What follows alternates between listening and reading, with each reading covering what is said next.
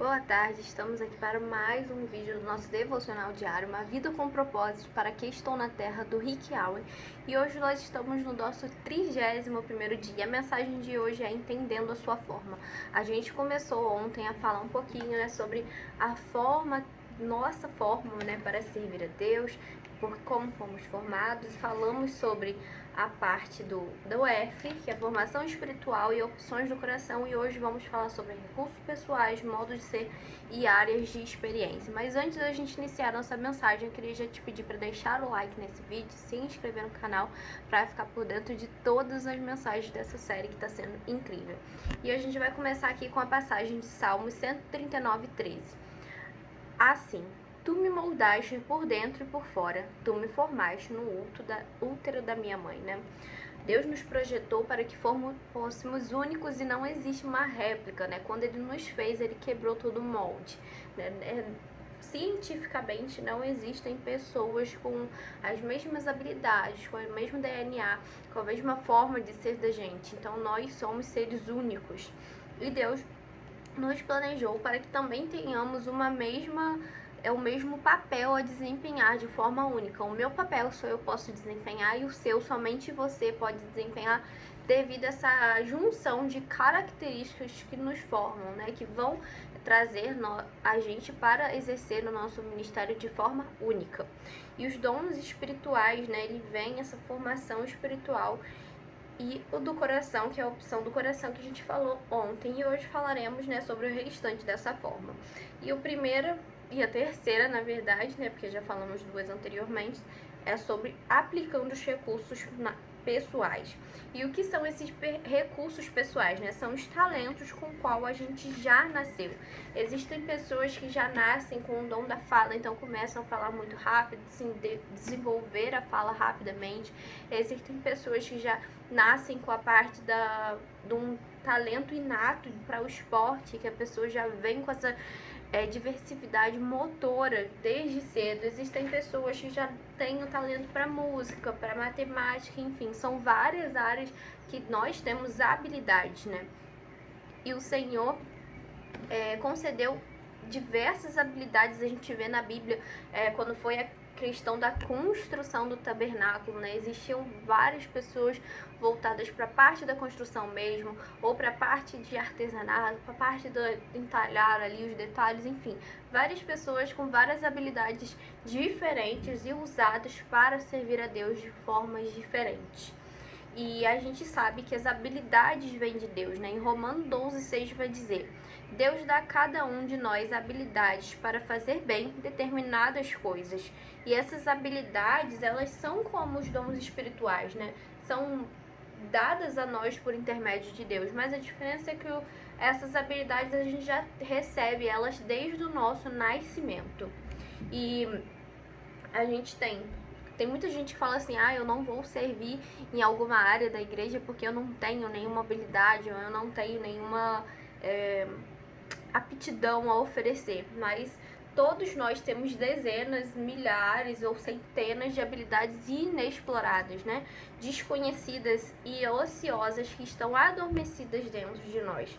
E identificar e disponibilizá-las para servir ao reino de Deus é nossa função. Nós temos que identificar essas habilidades e como a gente pode usá-las, para servir no reino de Deus. E qualquer habilidade pode ser usada para a glória de Deus, O Senhor tem um lugar na igreja onde a sua habilidade pode se distinguir e você pode fazer a diferença. Cabe você achar esse lugar.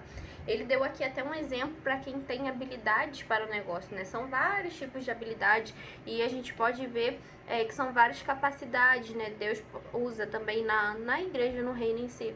Capacidade arquitetônica, administrativa, culinária, construção, produção de doces, escultura, agricultura, pesca, jardinagem, enfim. São vários tipos, de capacidade que o Senhor já usou, e já tem relatos disso na Bíblia, que Ele já usou para a glória dele. E Ele continua fazendo isso até os dias de hoje. E Ele deu exemplo aqui das habilidades voltadas para o negócio. E como que a gente pode usá-las, assim, dando um exemplo claro de como que você pode usar essa habilidade para o reino de Deus.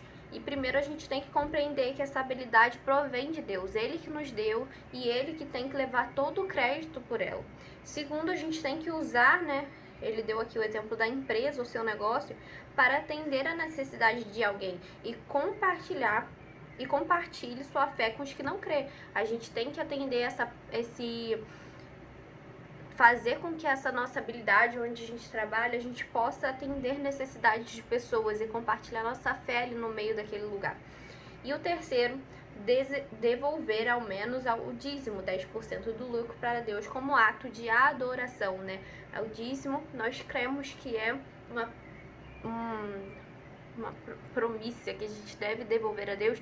Então isso também é um ato de adoração, né? É um princípio que a gente deve cumprir, e isso também a gente pode fazer dentro da nossa empresa.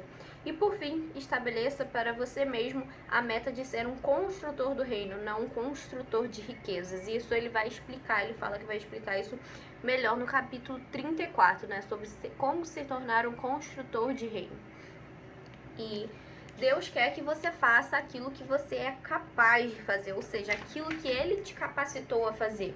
Em Hebreus 13, 20 vai dizer: o Senhor supre você de tudo que é necessário para fazer a sua vontade e a dele.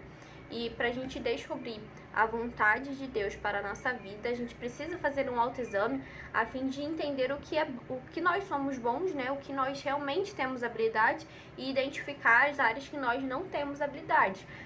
Por que disso? Porque se você não tem habilidade para cantar, Deus não vai querer que você se torne um cantor da ópera. Ou seja, Ele já te deu uma habilidade para você usar ela, né? Então Ele vai combinar esse nosso chamado com as nossas habilidades. E as habilidades não foram concedidas apenas que você as empregue na sua profissão, né? O Senhor as concedeu para que você exercesse um ministério, ou seja, para você usá-lo para o reino também, né? A gente viu que ministério é todo o ato de servir, então que você use também para servir a Deus. E não importa no que você é bom, use essa habilidade a favor do reino, da sua igreja.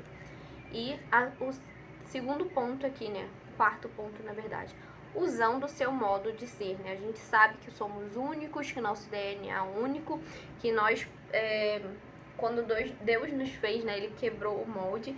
E em 1 Coríntios 12:6 vai dizer: Deus age por intermédio de homens em maneiras diferentes, mas é o mesmo Deus que atinge seu propósito mediante todos eles, né? Deus criou pessoas, nos criou com formas diferentes. Ele gosta dessa questão da diversidade, né? A gente vê que somos diferentes fisicamente, somos diferentes, digamos, emocionalmente, intelectualmente. Temos habilidades diferentes nessa área também, temos um modo de ser diferente também. E Deus fez os introvertidos, fez os extrovertidos, fez os que gostam de rotina, fez o que gosta da diversidade.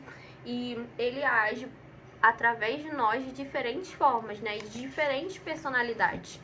E quando você vê as diferenças de personalidade nos 12 discípulos, fica fácil entender como Deus gosta dessa diversidade, né? Como Deus usa essa diversidade. Ele escolheu 12 discípulos de formas totalmente diferentes. Eles eram totalmente diferentes. E todos os tipos de personalidades são necessários para equilibrar a igreja e dar-lhe sabor. E ele trouxe até aqui um exemplo, né? Existem pessoas com personalidades diferentes que vão ter o mesmo dom, né? Mas que vão exercer de formas diferentes. Por exemplo, né? 2 pessoas podem ter o dom da evangelização. Uma é mais introvertida, a outra é mais extrovertida, e o dom será expresso de formas distintas, né?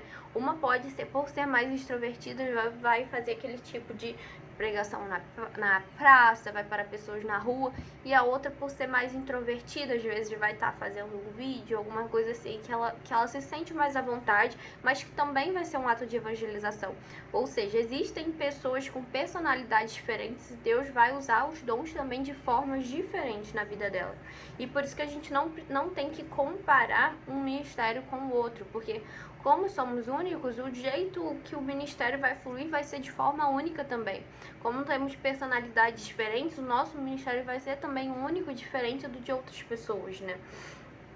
E quando atua de forma coerente com a personalidade que Deus lhe deu, você se sente realizado, satisfeito e produtivo, porque você vai estar fazendo aquilo que gosta, você vai usar as habilidades que você já está preparado para ter, e isso vai trazer mais produtividade, vai trazer mais realização. E por último aqui, utilizando as áreas da experiência, né? A gente sabe que a gente é formado, nosso caráter é formado, nossa formação espiritual também é formado pelas experiências que a gente passa na vida. E aqui ele cita alguns tipos de experiências, né? Experiências familiares, o que você aprendeu vivendo com a sua família. Experiências educacionais, quais as suas matérias favoritas na escola. Experiências vocacionais, em quais empregos você foi mais eficiente, mais gostou de trabalhar. Experiências espirituais, qual foi a época mais relevante que você teve com Deus. Experiências ministeriais, como você serviu a Deus no passado. E experiências dolorosas, com quais problemas, mágoas, espinhos e provações você aprendeu. E todas essas experiências são usadas, né, para formar a nossa forma mesmo, né, que a gente está falando aqui, né, sobre essas áreas de experiência, elas são utilizadas para nos capacitar. Às vezes você vai usar alguma coisa que você aprendeu com a sua família, às vezes você vai usar uma habilidade que você aprendeu no seu serviço, enfim. E ele fala aqui que a última categoria, né, essas experiências dolorosas, é a que Deus mais usa para preparar o nosso ministério. Porque Deus jamais desperdiça uma dor, né? É muito provável que o seu ministério mais significativo surja de uma dor mais significativa. Ele dá alguns exemplos aqui. Quem poderia testemunhar melhor, ajudar melhor, servir melhor pais que tenham filho, digamos, com uma síndrome de Down, do que um pai e uma mãe que já tem um filho com uma síndrome de Down, né? E quem pode ajudar melhor na recuperação de um alcoólatra do que aquele que já passou pelo vício e se recuperou? Quem pode, né, confortar melhor uma esposa que foi traída do que uma esposa que foi traída e superou isso ou passou por isso, né? Então, Deus usa essas dores também para nos fortalecer no nosso ministério, para criar nosso ministério, né? Através delas, nós poderemos confortar outras pessoas. E Salmos 34, 7 vai dizer exatamente isso. Ele nos conforta em todas as nossas aflições, de modo que podemos confortar os outros. Quando alguém estiver aflito, seremos capazes de lhe proporcionar o mesmo conforto que recebemos de Deus. E se você realmente deseja ser usado, né, por Deus, a gente tem que entender uma verdade poderosa, que essas experiências que lhe trouxeram mais arrependimento, mais dor, mais ressentimento, aquelas que a gente gostaria de esquecer ou de esconder, são as que Deus quer usar para ajudar os outros. Elas são nosso ministério. As pessoas sempre são mais encorajadas quando a gente contamos a graça de Deus que nos ajudou no momento de fraqueza, do que quando fazemos alarde da nossa força, né?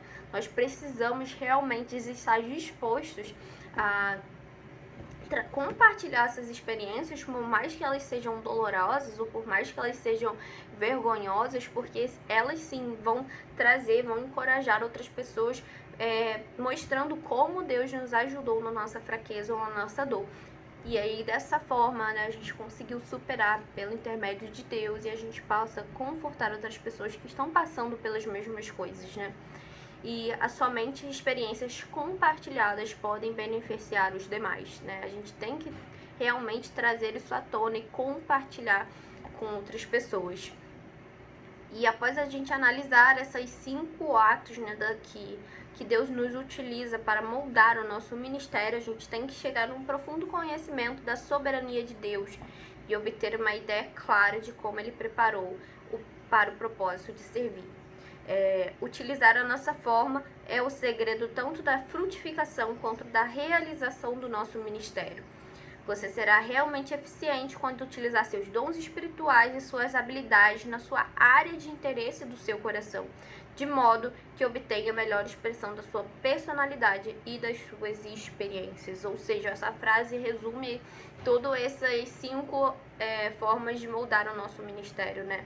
A gente usar os nossos dons espirituais, que foi a primeira coisa que falamos, as nossas habilidades, né, que a gente falou hoje, na área de interesse do nosso coração, né, que são os nossos desejos, os nossos sonhos, de modo que obtenha a melhor expressão da personalidade, do nosso modo de ser, que a gente possa usar o nosso modo de ser também para alcançar pessoas e das nossas experiências vividas.